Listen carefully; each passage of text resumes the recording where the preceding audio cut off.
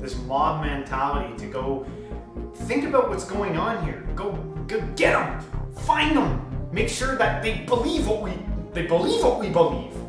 Because I'm not okay until you believe. You're never gonna get, unless you're the Borg and all our minds are melted together, you're never going to get everyone to believe the exact same thing you believe. Yeah. Never happening, ever.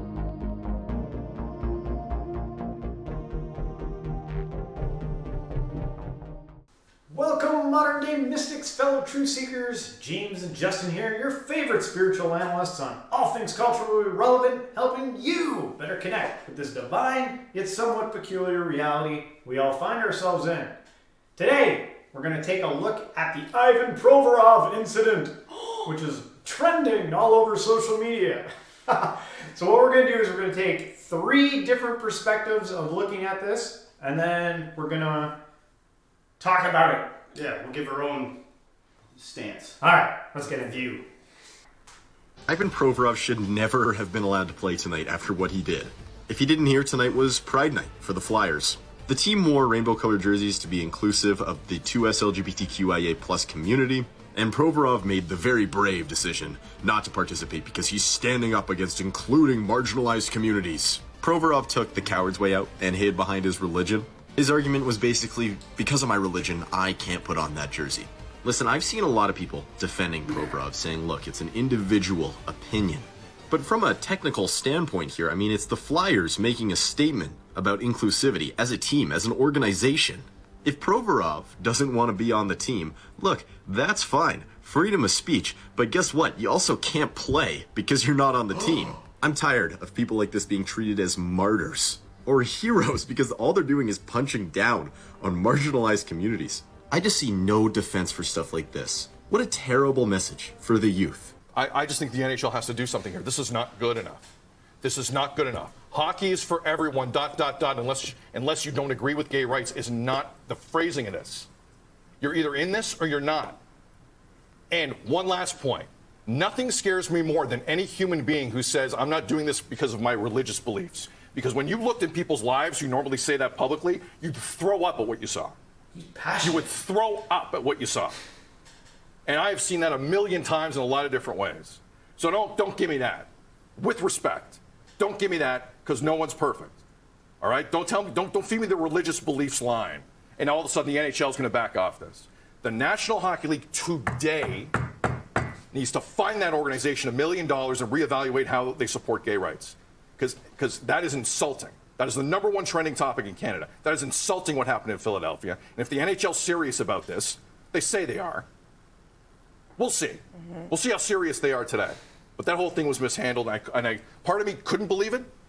Part of me could, considering how the NHL sometimes handles things. And it's too important, and that's why you're continuing to talk about it, because you're not just going to brush it under the rug. Well said, Dean. I felt the need to say something about this Ivan Provorov. He's a defenseman for the NHL, for the Philadelphia Flyers.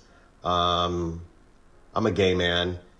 He didn't want to wear the gay pride jersey for their, I don't know, their warm-ups or something like that, and everyone flipped out and was so offended. I'm here to say, as a gay man, I'm not offended at all. And actually, I think it's fantastic that he didn't want to wear the jersey. This man has every right to stand up for what he believes in. And if he's not down with gay people, the gay lifestyle, homosexuality, for whatever reason, that's his right.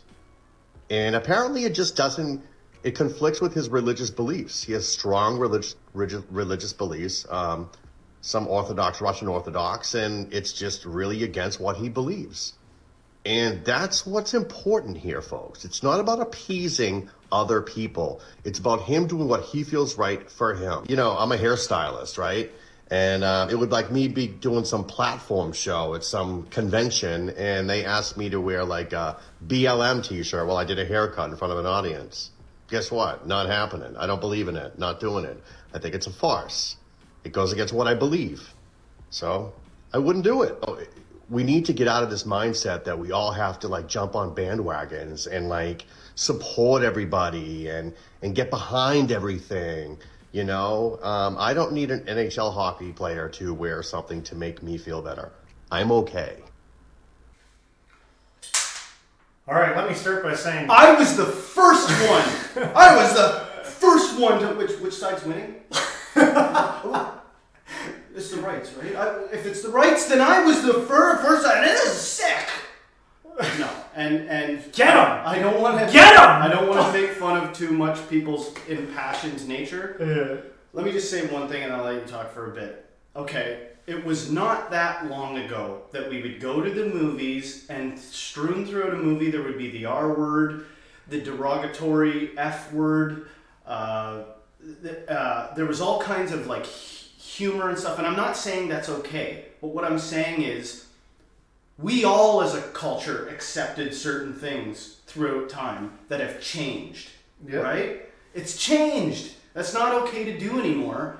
But don't forget there was a time when like we weren't this progressive, right? Yeah. That's the only point I want to make. And it's like, well, what point are you making? It's like, the gay guy was the only one out of them that was like, hey, he believes that, so if that's what he believes, I respect his belief, right? Like, but he's not threatened. He's not threatened by that guy not showing his support, and he's even more like what? Like, who is the person that like had to go out of their way to discover the one NHL player not on the ice? Where is he? Where is that guy? Right, and without judging any specific or particular person, people do. I've noticed this since like grade school. It'll be like, what's the popular stuff? Yeah! Like, I'm the most for whatever's the most popular. People do that. Yeah, you do. Yes, you do that. Which is sneaky and lying. And but here's the thing. If you truly do have a bleeding heart for marginalized people, go nuts. Do it. But for those of us that like can't, don't always know what's going on, people also bandwagon. They bandwagoned when they were discriminating against gay people, and now they're bandwagoning against not being against it. It's like, well, what are you saying? We shouldn't, like, some things are probably good to bandwagon. Yeah, that's true too. But remember that this guy,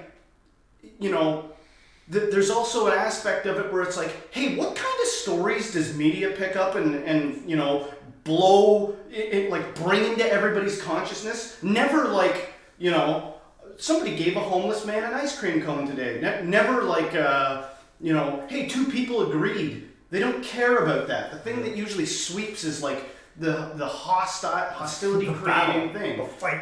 Right? Kids in the schoolyard, man. Fight. And like you said, the bandwagon and stuff like that. How many like companies and stuff like that? Like everywhere you go now, it's like people are parading like rainbow flags around because they know it gets people through their front door. They're like using it to some people not some, and some. I'm sure there are lots of communities that are like they do it because they just want to show support. But for sure, I don't understand why every store now has to have that on that as a like, see, look at what we stand for. Yeah, I'm not like some kind of religious zealot, so I happen to see the acceptance of gay culture and everything as progression. We've progressed to this, which is like probably good.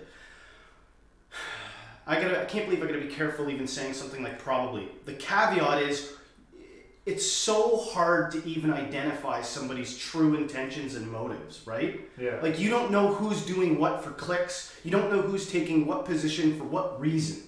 Yeah. But ultimately, without even saying he should have wore the jersey or he should not have had to wear the jersey, without saying any of that, has anyone for a second tried to understand the guy who's now under fire, why he would do that? Because he's nothing but a bigot. Is that true? Is it true that he's nothing but a bigot? Or is it that he fervently believes in something, believes that this goes against that thing, is maybe afraid? Maybe he's afraid of the What about his family? His name's Ivan Provorov, so I don't know if he lives in the United States or Canada, and his family's there. Like, he might come from a country that we're like, you can't even understand what he's coming from. And it's hockey. He's not a head of state. He's not running, something. He puts pucks in nets. Yeah. Pucks in nets. And we're going like, get him! Yeah. Well, and everything is so cockamamie set up, right? I would say probably in the cities, there's probably even there, in like a liberal, progressive culture, you probably still get bigots walking around giving people who are, ostensibly gay like a hard time or whatever. But the worst of it is, come on, let's face it, is probably like in the countryside. What programs are we doing to like mitigate that in the areas where you are probably most likely, if you're like a gay kid on a hockey team, to be like ostracized and treated like crap? Not like, hey, I gotta get an Instagram picture with you, show everybody I got a gay friend. Not that culture. The cultures where they're actually probably tormented and have to live in the closet and afraid. How do you reach those people? Because they're isolated. You know what I mean? And maybe this guy, this hockey player, has been kind of isolated, and he's like, and if you're coming at it with an attitude of like, well, too bad, man, what are you saying? People shouldn't have to do the right thing? It's like, where's your patience? Where's your empathy? I thought you were fucking woke. I thought you were like loving and the good thing, and love is love. Where the fuck is your patience and your like having an attitude of like, maybe we could approach this in a way where it's not like a witch hunt? Remember how for most of human history we've like witch hunted and people that don't believe the collective thing? Yeah, exactly. I thought you were progressive. Yeah. What's going on?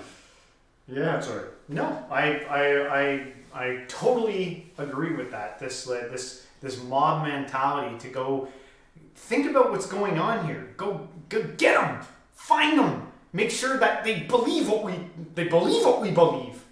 Because I'm not okay until you believe. You're never gonna get, unless you're the Borg and all our minds are melted together. You're never going to get everyone to believe the exact same thing you believe. Yeah. Never happening, ever. Yeah. And it probably, in my opinion, should horrify you that somebody would think that, like, until you're being puppeteered exactly to what I think. Like, I don't believe you. I don't even believe. Do something to demonstrate that you believe more what I believe. That should fucking scare you. Come on.